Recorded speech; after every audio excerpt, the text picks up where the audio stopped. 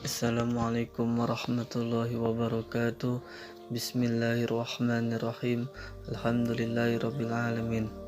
Pada suatu senja yang lenggang, terlihat seorang berjalan terhuyung-huyung. Pakaiannya serba hitam, menandakan bahwa ia berada dalam duka cita yang mencekam. Kerudungnya menangkup rapat hampir seluruh wajahnya, tanpa hias muka atau perhiasan menempel di tubuhnya. Kulit yang bersih, badan yang ramping, dan rompak mukanya yang ayu tidak dapat menghapus kesan kepedihan yang tengah meruyak hidupnya. Ia melangkah terseret-seret mendekati kediaman rumah Nabi Musa alaihissalam. Diketuknya pintu pelan-pelan sambil mengucapkan urut salam. Maka terdengarlah ucapan dari salam, "Silakan masuk." Perempuan cantik itu berjalan masuk sambil kepalanya terus menunduk. Air matanya berderai tak kala ia berkata, "Wahai Nabi Allah, tolonglah saya. Doakan saya agar Tuhan berkenan mengampunkan dosa keji saya." "Apakah dosa wahai wanita?"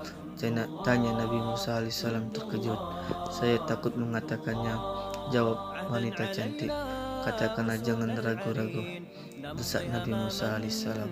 Maka perempuan itu pun terpatah bercerita, "Saya telah berzina." Kepala Nabi Musa terangkat, hatinya tersentak. Perempuan itu meneruskan, "Dari perzinahan itu saya pun lantas hamil. Setelah anak itu lahir, langsung saya cekik lehernya sampai mati." Ucap wanita itu seraya menangis sejadi-jadinya. Nabi Musa berapi-api matanya, dengan muka berang ia menghardik. "Perempuan bejat, enyah kamu dari sini, agar sisa Allah tidak jatuh ke dalam rumahku karena perbuatan. Pergi!" teriak Nabi Musa sambil memalingkan mata karena jijik. Perempuan berwajah ayu dengan hati bagaikan kaca membentur batu, hancur luluh, segera bangkit dan melangkah keluar. Dia terantuk-antuk keluar dari dalam rumah Nabi Musa. Rangkap tangis amat memilukan. Ia tidak tahu harus kemana lagi hendak mengadu. Bahkan ia tidak tahu mana dibawa kemana lagi kaki-kakinya. Bila seorang nabi saja sudah menolaknya, bagaimana pula manusia lain bakal menerima. Terbayang olehnya betapa besar dosanya, betapa jahat perbuatannya. Ia tidak tahu bahwa sepeninggalnya malaikat Jibril turun mendatangi Nabi Musa. Jibril lalu bertanya, "Mengapa engkau menolak seorang wanita yang hendak bertobat dari dosanya? Tidakkah kau tahu dosa yang lebih besar daripadanya?" Nabi Musa terpenjerat, bertanya, "Dosa apakah yang lebih besar dari kekejian wanita penzina dan pembunuh itu?" Maka Nabi Musa dengan penuh rasa ingin tahu bertanya kepada Jibril, "Betulkah ada dosa yang lebih besar daripada perempuan yang nista itu?" "Ada," jawab Jibril dengan tegas. Nabi Musa bertanya, "Dosa apakah itu?" "Orang yang meninggalkan sholat dengan sengaja dan tanpa menyesal, orang itu dosanya lebih besar dari 1000 kali berzina."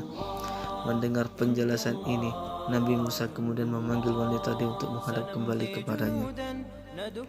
Nabi Musa memohonkan ampunan kepada Allah untuk perempuan tersebut. Nabi Musa menyadari orang yang meninggalkan sembahyang dengan sengaja dan tanpa penyesalan adalah sama saja seperti berpendapat bahwa sembahyang itu tidak wajib dan tidak perlu di atas dirinya. Berarti ia seakan-akan menganggap remeh perintah Tuhan, bahkan seolah-olah menganggap Tuhan tidak punya hak untuk mengatur dan memerintah hambanya. Sedang orang yang bertaubat dan menyesali dosa dan dengan sungguh-sungguh berarti masih mempunyai iman di dadanya dan yakin bahwa Allah itu berada di jalan ketaatan kepadanya. Itulah sebabnya Tuhan pasti mau menerima kedatangannya. Malah dalam satu hadis Nabi SAW berkata, "Sesiapa yang meninggalkan sembahyang dengan sengaja, maka ia kafir terang-terangan." Hadis rawat At-Tabrani. Dalam hadis Nabi SAW disebutkan, orang yang meninggalkan salat lebih besar dosanya dibandingkan dengan orang yang membakar 70 Al-Quran, membunuh 70 Nabi, dan bersetubuh dengan ibunya di dalam Ka'bah. Dalam hadis yang lain disebutkan bahwa orang yang meninggalkan sholat sehingga terlewat waktu, kemudian ia mengkodoknya, maka ia akan disiksa dalam neraka selama satu hukut. Satu hukut adalah 80 tahun. Satu tahun terdiri dari 360 hari, sedangkan satu hari di akhirat perbandingan adalah 1000 tahun di dunia. Al-Imam Al-Ghazali berkata, Jika ada orang berkata bahwa ia telah mencapai satu tingkat di sisi Allah Subhanahu wa taala hingga ia tidak masuk wajib sembahyang, maka tidak ragu dibunuh orang itu, dan membunuh orang seperti itu lebih afdal daripada membunuh 100 orang kafir. Ahmad bin Hambal berkata, tidak sah berkawinan dengan wanita yang meninggalkan sembahyang, tetapi dalam mazhab kami berkawin dengan wanita kitabiyah dimiyah lebih baik daripada berkawin dengan wanita yang meninggalkan sembahyang. Demikian kisah Nabi Musa alaihi dan wanita penzina. Mudah-mudahan menjadi pelajaran bagi kita dan timbul niat untuk melaksanakan kewajiban salat dengan istiqamah. Subhanakallahumma wa bika asyhadu an la ilaha illa anta subhanaka wa atubu ilaik wa astaghfiruka wa atubu ilaik. Semoga bermanfaat.